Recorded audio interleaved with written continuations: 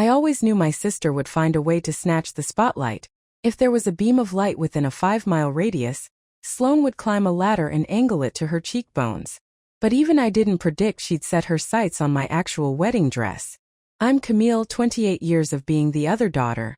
The practical one, the reliable one, the one who gets thanked in footnotes while Sloane gets her name on the marquee.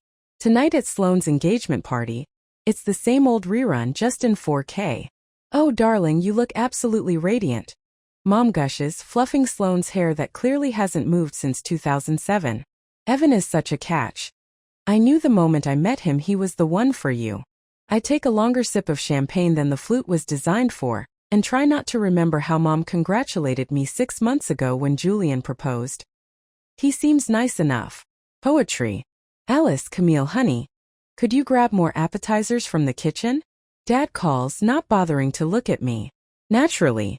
Even at Sloane's engagement party, I'm the head of catering. I'll help, Julian whispers, squeezing my hand.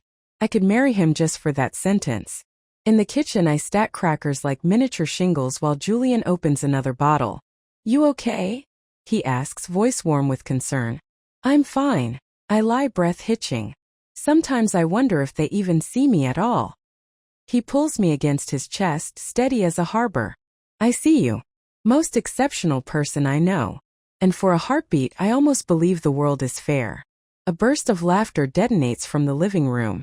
Peek out. There's Sloane's stem of champagne poised like a wand, retelling her fairy tale proposal. In Central Park string quartet, gleaming ring, probably swans doing choreo in the background. It's like a fairy tale, Mom sighs misty-eyed. I remember Julian's proposal. Pasta a little too garlicky, his hands a little too shaky, our tiny living room, a slow dance that felt like a secret. It was perfect, Mom's response. At least you're finally settling down. Camille. Sloane's voice slices through my memory. Those appetizers? People are starving. I plaster on a smile that could pass a crash test and carry the platter out. Which is when I hear it, the conversation that resutures every old bruise. Speaking of the wedding, Sloane purrs to Mom, dropping her voice to a stage whisper that was absolutely meant to be overheard. I was thinking about Camille's dress. I freeze in the doorway. The one she bought for her wedding? Mom asks. It really is beautiful. And she's not getting married until next year. Sloane continues breezy. My wedding's in 3 months. That dress would be perfect for a garden ceremony. It's just sitting there. I'm sure she wouldn't mind, Mom says, like she's negotiating a swap of Tupperware. You are her sister. My fingers clamp on the platter so hard the crackers jump. The dress I found after months of searching. The one I'm paying for myself because Mom couldn't help with my costs, but is apparently funding Sloane's everything. I'll talk to her tomorrow, Sloane says. She'll understand. She always does. I step into the room and land the platter on the table a little too firmly. Crackers jitter. Heads turn. Everything okay, sweetie? Dad finally remembers he has 2 daughters. Across the room, Sloane meets my eyes. There's a flicker of guilt. Blink and you'd miss it. Then that familiar gleam returns. The one that says rules are suggestions and consequences are for other people. Perfect. I say evenly, tasting metal. Everything's just perfect.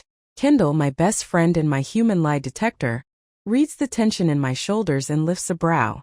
I give the slightest shake of my head. Not now. Because now, watching Sloane bask in her regularly scheduled adoration, something clicks into place. Years of being overlooked compress into a diamond point of focus. My sister wants my dress, fine. But for once, the script isn't going to end with me handing over the last slice. This time, the universe is going to learn a new trick: balance. The doorbell rings the next morning precisely when my lungs have decided to forgive last night's champagne. There's only one person who weaponizes punctuality like this. Camille. Sloane breezes in without waiting, handbag swinging like a pendulum of doom. We need to talk. I have coffee, I offer. No time. She perches on my couch like she's auditioning for a throne. So, your wedding dress. My what about it? You know my wedding is first, she chirps. And your dress is absolutely perfect for my garden theme. You want my wedding dress. I repeat, each word a small, careful bomb. Just to borrow, she coos. You won't even need it for months. Her eyes go wide with that practiced, baby dear innocence that's felled empires. Before I can reply, there's another knock. Of course. Backup. Mom sails in carrying a garment bag. Alice, Camille, honey. I picked up your dress from the closet at home. We figured we could do a quick fitting with Sloan now. The room tilts. You went into my room? Don't be dramatic, Mom says cheerfully. We're family. She unzips. Ivory lace blooms. My throat tightens. Oh, it's perfect. Sloan gasps, shrugging off her jacket. Already stepping into what is mine. Better on me than on the hanger. Or, elsewhere. Mom. I manage, pulse pounding. This is. Just try it, sweetheart. Mom trills, already zipping. The mirror confirms my nightmare. My dress hugging Sloan's frame, my dream reframed as her reflection. Take it off, I say quietly. What? Sloan blinks. I said take it off. It's my dress. I bought it. For my wedding. Mom sighs, a sound I know too well. Disappointment, my childhood lullaby. Don't be selfish, Camille. Your sister needs it. And it looks stunning on her. That color, her complexion. The door flies open. Kendall stops dead. Eyes narrowing as she takes in the scene. What the hell is going on? Perfect timing, Sloan beams. Doesn't this look amazing on me? Kendall plants herself between us. With all due respect, Mrs. Mom, this dress belongs to Camille. You can't just take it. We're not taking it, Mom protests. We're borrowing. For family. Kendall turns to me, voice firm. What do you want? I look at Sloan, resplendent in theft, and at my mother, who would notarize it. Then at Kendall, who has always been the emergency exit in a burning building. Keep it, I say. Kendall jerks. Camille. No, really. I meet Sloan's eyes in the mirror. Keep it. You always get what you want, right? What's one more thing? I smile, small and razor clean. I hope it brings you exactly what you deserve. Mom claps, delighted. That's the spirit. Now, Sloan, let's talk alterations. Just a few crystals along the neckline. After they leave with my dress, Kendall turns to me. Tell me you're not actually okay with this. I walk to the window and watch Sloan buckle my dress into her car like contraband. And for the first time in a long time, the anger cools into something sharper. Precision. I'm more than okay, I say, and it's true. Because I finally know exactly what I'm going to do. Kendall grins, feral. That look is terrifying. I adore it. What's the plan? I turn, smiling back. How much do you know about garden fountain systems? Not much. But I learn fast. Are we about to be evil? Not evil, I correct, opening my laptop. Corrective. Let me guess, she snorts. Sloan booked the same garden venue where she accidentally baptized your Sweet 16 dress in Punch. Bingo. We hunch over the keyboard. The venue's maintenance logs aren't exactly Fort Knox. Fountain service every Tuesday, Kendall says. Which means the final check is 4 days before the wedding. Julian wanders in, coffee in hand, eyebrows already suspicious. When you say corrective. Minor adjustments, I say. Timing. Pressure. A gentle theatrical lesson. Splash, Kendall translates, clicking into the schematic. During the vows. Center stage. You're both insane, Julian says, the corner of his mouth betraying him. And I'm going to hell for finding this funny. My phone buzzes. Sloan, dress fitting tomorrow. Mom says you should come. Show support. Speaking of hell, I mutter. I'll scout the venue, Kendall volunteers. The coordinator knows me as your +1. And I'll keep Evan busy after rehearsal, Julian adds. Steer him toward romantic photos by the fountain. A gentle nudge. I blink. You're in. Julian takes my face in his hands, eyes steady. I've watched them treat you like a spare tire for years. If this is what you need to exhale, I'm with you. Just promise me it stays safe and legal. Safe, I say. Legal adjacent. Camille. Fine. Safe and legal. I grin. It's water. Very expensive fabric's worst nightmare. But still water. The next day I sit in a bridal boutique while Sloan parades in my dress. Already taken in, lace adjusted to flatter. Mom taps her chin like a general plotting a siege. It needs sparkle. Crystals along the neckline. Mom, no. I start then stop. Actually, yes. Hang glitter on a sprinkler and call it fireworks. Brilliant, Sloane declares. Not too gaudy. Just enough to catch the light. You don't mind, right, Camille? Mom asks. I's already somewhere else. We'll pay for the additions. Whatever you think is best, Sloane. It's your day after all. I smile so sweet it could rot teeth. My phone buzzes under the chiffon. Kindle Venue scouted. You won't believe where the control panel is. This is almost too easy. Camille. Mom snaps. Are you even paying attention? Sorry, I say, still smiling. Just wedding planning. For next year. When I was supposed to wear that dress. A shadow flickers across Sloane's face, remorse's ghost, then vanishes. Please. You'll find another dress. This one was meant for me. She twirls. The crystals wink. I nearly laugh. Kindle again, timing locked. During vows. You'll stand by the east pillar, your Q spot. What are you smiling at? Sloane asks, adjusting her veil. Your perfect day, I answer truthfully. I can't wait to see how it all turns out. Mom beams, mistaking surrender for grace. That's the spirit. Family first. Right? I say, texting back, everything set. Operation Karma is a go. The night before the wedding is a greatest hits dinner. Sloane's best stories, Mom's proud laughter, Dad's refined avoidance. To my beautiful daughter, Dad toasts. Our shining star. My fork hits the plate with a clatter. The room stills. Don't, Mom warns under her breath. No, please, I say, smiling without humor. Tell us more about your shining star. Maybe include the chapter where she borrowed my prom date. Or when she accidentally deleted my college acceptance email before I read it. Or the Sweet 16 punch fountain. That's ancient history, Sloane says breezily. Stop being dramatic. Dramatic. I laugh. You're wearing my wedding dress tomorrow. Girls, Dad intervenes. Let's not ruin the evening. My phone vibrates. Kindle. Final timing confirmed. You sure? I stand, the room suddenly airless. I need some air. I find the old backyard swing, sit, and listen to the chains complain. Dad appears a moment later, hands in pockets, wearing his awkward like a tie. When you were little, he starts. We thought we were doing the right thing. Sloane was demanding. We figured you were the strong one. The one who could handle less. And that makes it okay? He stares at the ground. No. Silence stretches. Then he clears his throat. That dress, you bought it yourself. I saw the extra shifts. He reaches into his wallet, pulls out a check and holds it out like an apology. For your dress. Whatever happens tomorrow.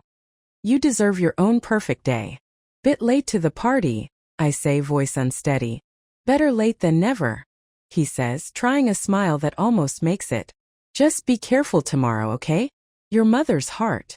Everything will be exactly as it should be, I say, and for once I believe it. Back inside, Sloane is showing Mom her something borrowed. A diamond bracelet from Evan's mother. The irony is a little too on the nose. Camille. Sloane chirps. I need you for a final fitting. One last sister moment. For a breath I wobble. Then she adds, we might make a few more adjustments to the dress. You don't mind, right? My resolve rehardens like cooling glass. Of course not, I say. Tomorrow should be absolutely perfect. Across the room, Julian lifts an eyebrow. Still on? I give the smallest nod. Yes. Very much yes. Tomorrow Karma isn't knocking. She's walking in through the front gates with a string quartet. The garden looks like it was bullied into perfection. White chairs in ruler-straight rows, roses behaving themselves, and the fountain behind the arch burbling like it has nothing to confess. Everything's set.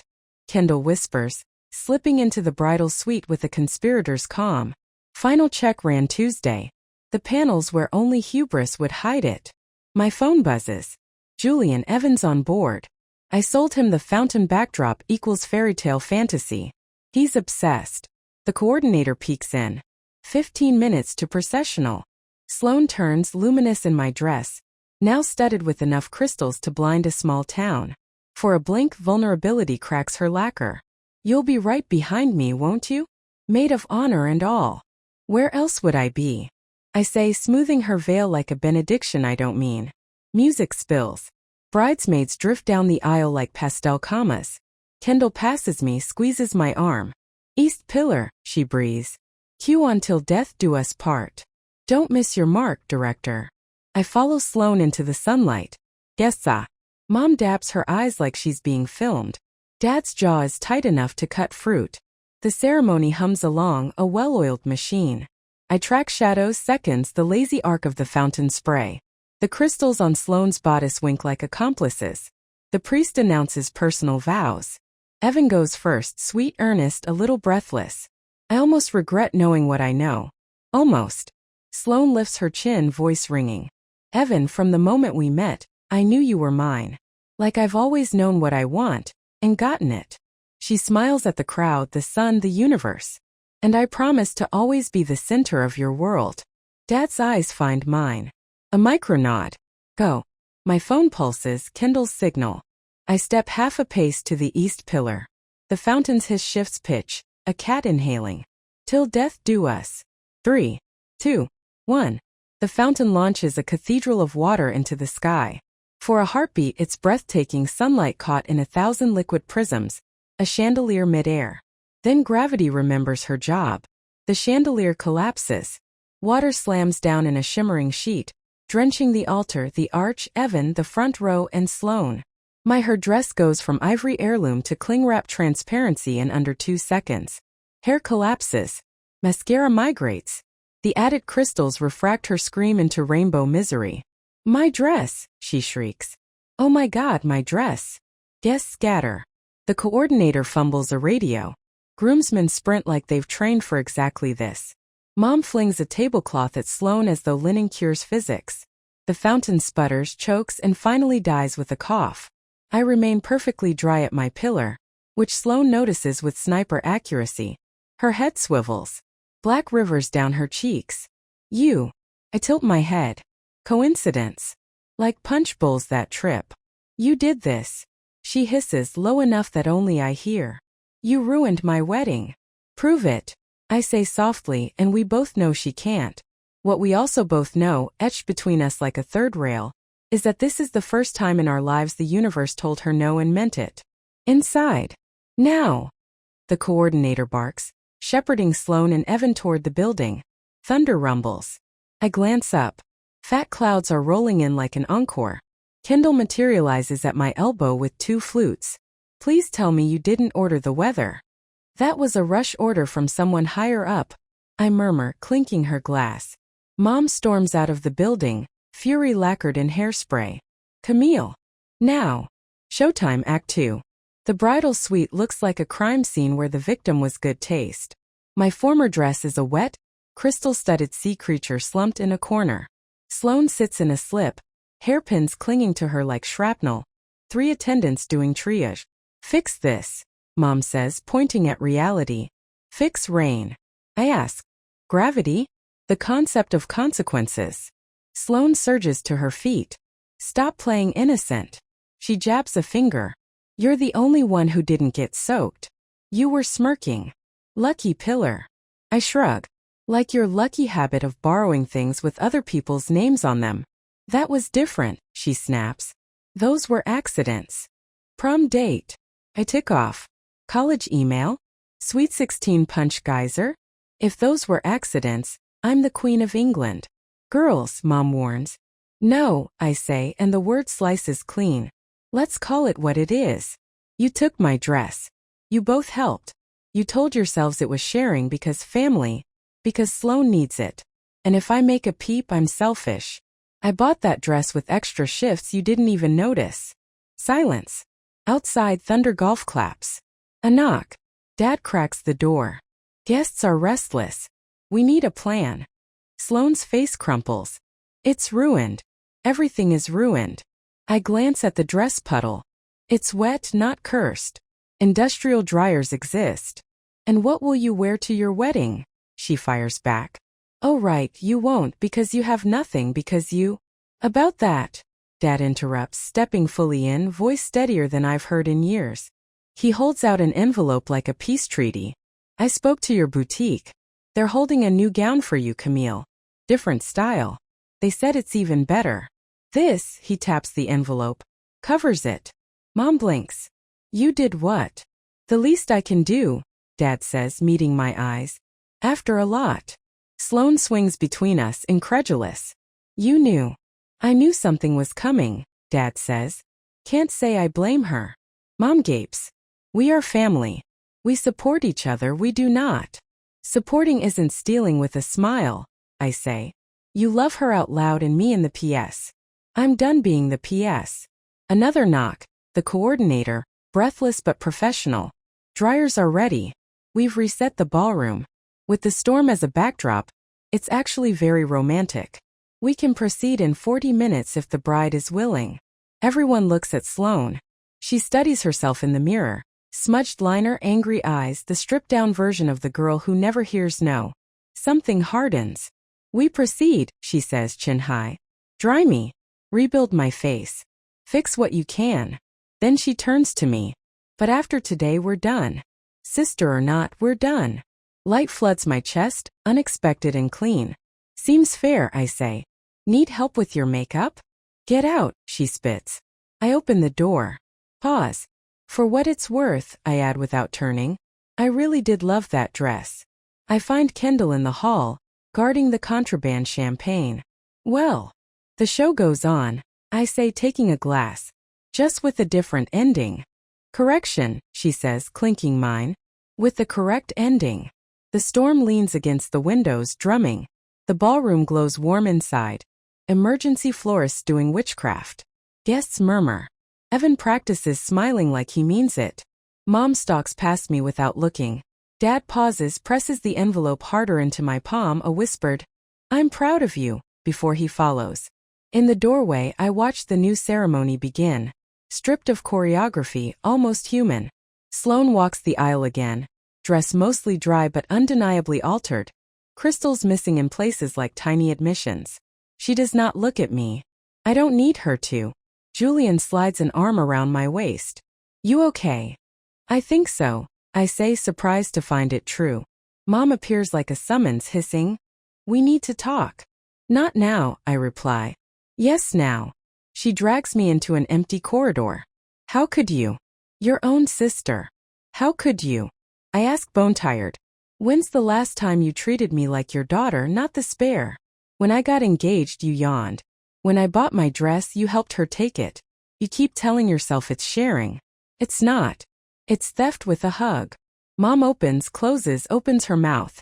No words arrive. From the ballroom, applause. Vows complete. The world didn't end. It never does, not for Sloane.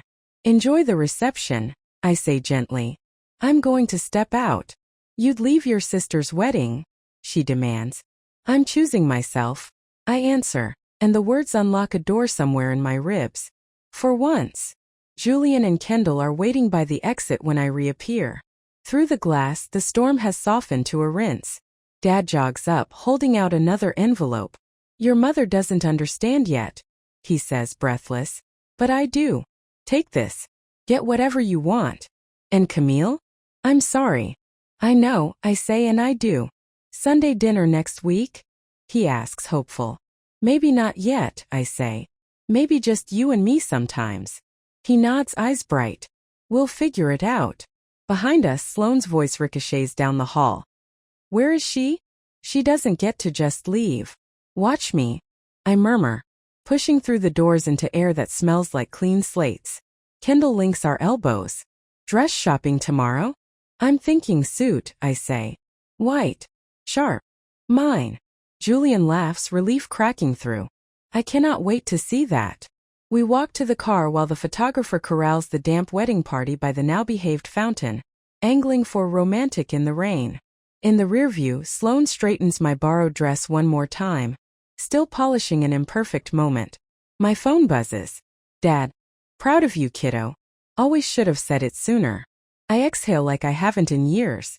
Maybe the best revenge isn't a splash. Maybe it's the click of a lock you open from the inside. The boutique's bell gives a prim little ding, like it's judging my life choices in 4 notes. Racks of silk and satin line up like obedient soldiers. A gleaming row of white suits winks at me from the far wall. This is a mistake, Mom mutters, eyeing the tuxedos like they're contraband. A bride should wear a dress. Good thing it isn't your wedding, I say, smiling at the consultant. I'm Camille. Appointment at 10. She returns with options that look like Power and Oxygen had a baby. A classic white tux with satin lapels. A structured blazer that says don't confuse politeness with permission.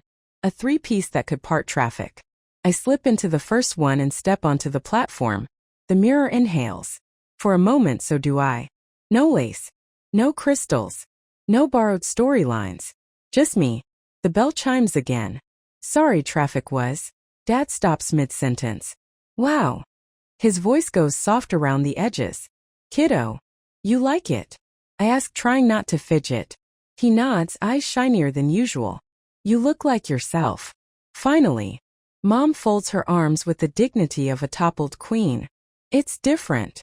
Different is the point, Kendall chirps from the sofa, where she's collecting fabric swatches like evidence. Different is hers. I adjust the lapel. The jacket fits like it's been waiting for my spine to arrive. No lace, no sparkle, no committee meetings. Just me. Mom exhales a slow surrender. Sloan asked about you yesterday. The room stills. I fix my cuff, keep my voice level. Did she? They're back from their honeymoon. She. Mom struggles for words she doesn't own yet. She mentioned coffee. No drama. No audience.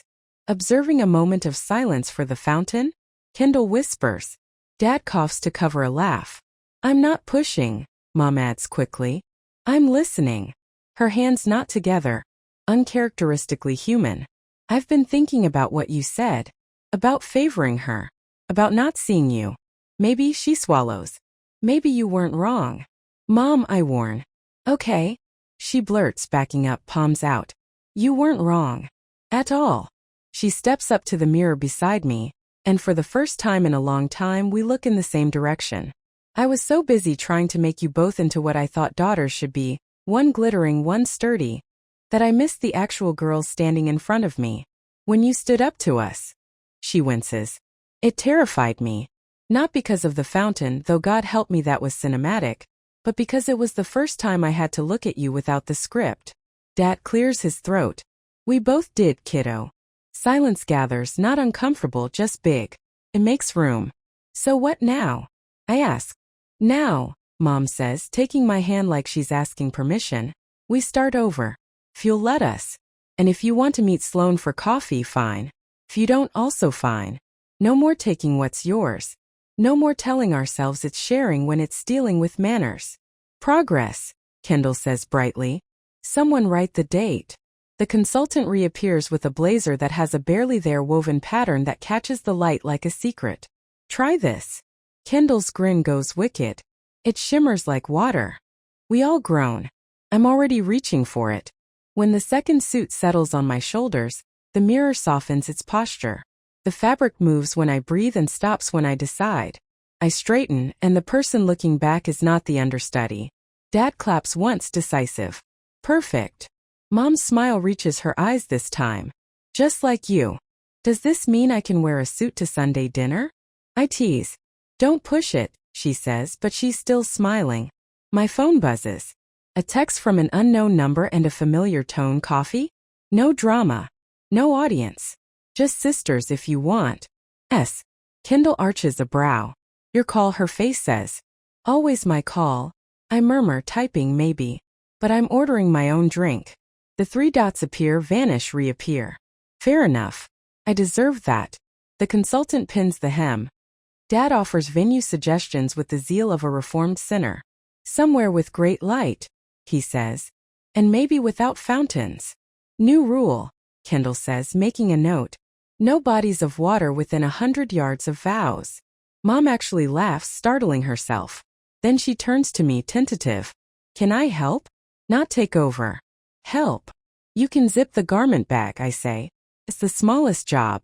It's also the most symbolic. She nods, grateful for something to hold that isn't me. Dad wanders off to charm the tailor. Kendall starts planning seating charts like a war strategist. No fragile egos at the explosives table. No old grudges next to open bars. The boutique hums, and for once it sounds like my frequency. While I change back, I hear Mom ask Kendall about timelines, actually listening to the answers. Dad suggests a photographer who does candids instead of choreography. The future shifts a few inches to the left and lands better. I step out in my own clothes, the suit on its hanger like a promise. Well, I ask. Sharp enough to slice generational patterns, Kendall says. Dad beams. Mom dabs her eyes without pretending it's allergies.